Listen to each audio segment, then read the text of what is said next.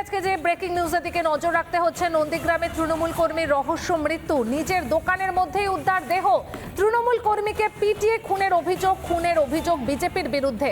কাঠগড়ায় বিজেপির পঞ্চায়েত সমিতির সদস্য, অভিযুক্তকে গ্রেপ্তারের দাবিতে বিক্ষোভ তৃণমূলের, খুনের অভিযোগ অস্বীকার বিজেপির। এই মুহূর্তে যে ব্রেকিং নিউজের দিকে আমাদের নজর রয়েছে, নন্দীগ্রামে তৃণমূল কর্মীর রহস্য মৃত্যু, নিজের দোকানের মধ্যেই উদ্ধার দেহ। তৃণমূল কর্মীকে পিটিয়ে খুনের অভিযোগ বিজেপির বিরুদ্ধে। কাঠগড়ায় বিজেপির পঞ্চায়েত সমিতির সদস্য, অভিযুক্তকে গ্রেপ্তারের দাবিতে বিক্ষোভ তৃণমূলের, খুনের অভিযোগ অস্বীকার বিজেপির। নন্দীগ্রামে এই ঘটনাকে কেন্দ্র করে কিন্তু চাঞ্চল্য তৈরি হয়েছে। নন্দীগ্রামে তৃণমূল কর্মীর রহস্য মৃত্যু।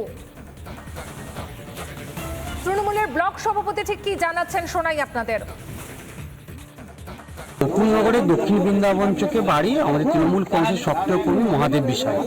তাকে গতকাল রাত্রে এই বুথের গ্রাম পঞ্চায়েত সদস্য ভোলানাথ কান্ডিয়া, এই এলাকার পঞ্চায়েত সমিতির সদস্য সাহেব দাস, বেশ কয়েকজন বিজেপির কর্মী এবং নেতৃত্বরা সম্মিলিতভাবে তারা আমাদের কর্মী মহাদেবকে গতকাল রাত্রে মার্ডার করেছে, করে তার দোকানে ফেলে দিয়ে গেছে।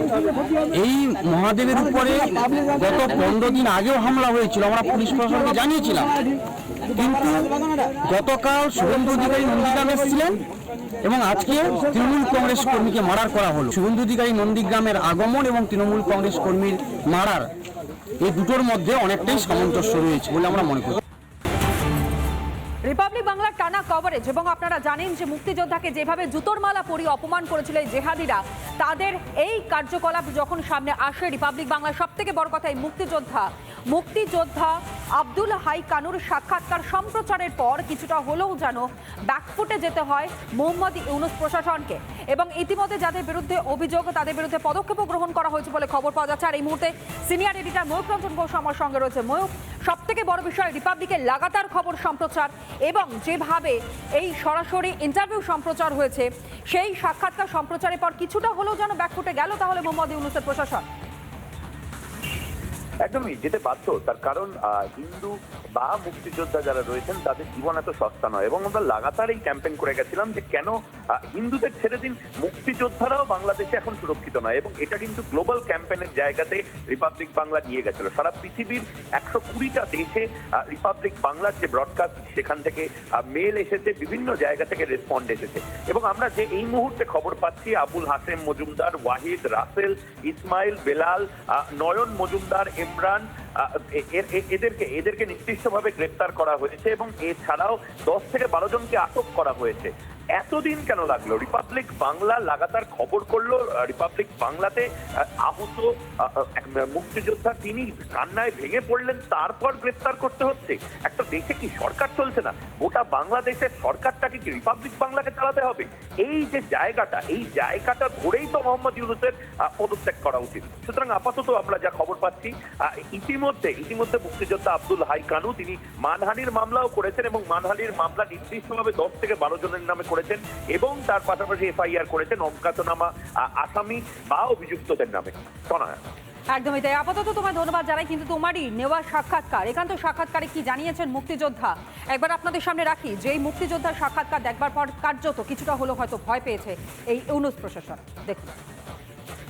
ভারতীয় টেলিভিশন শুধু নয়, বিশ্ব টেলিভিশনে প্রথমবার আব্দুল হাই কানু, মুক্তিযোদ্ধা, যাকে গলায় মালা পরানোর জায়গায় জুতোর মালা পরানো হয়েছে। প্রথমেই কানু সাহেব, আমি সেই সমস্ত মানুষ যারা মুক্তিযোদ্ধার সঙ্গে ছিলেন, সেই সমস্ত ভারতীয় সেনা, ইন্দিরা গান্ধীর দেশ থেকে আমি ময়ূক রঞ্জন ঘোষ বলছি, হাত জোর করে আমরা ক্ষমা প্রার্থী কানু সাহেব।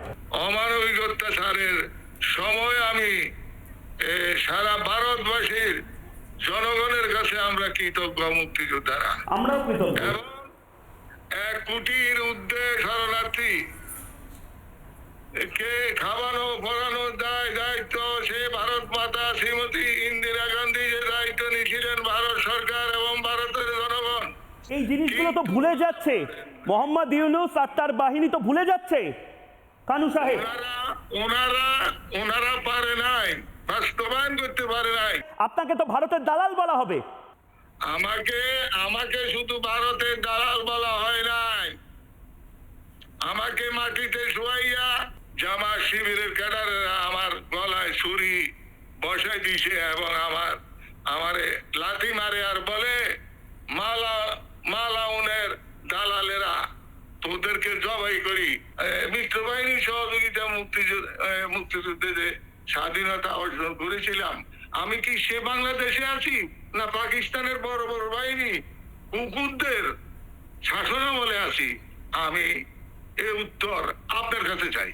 আমি ভারতবাসীদের সম্মান করি, ওনারা আমাদের মুক্তিযুদ্ধের সময় সার্বিক সহযোগিতা করছে। মিত্র বাহিনীর হাজার হাজার সৈনিকের রক্ত দিছে।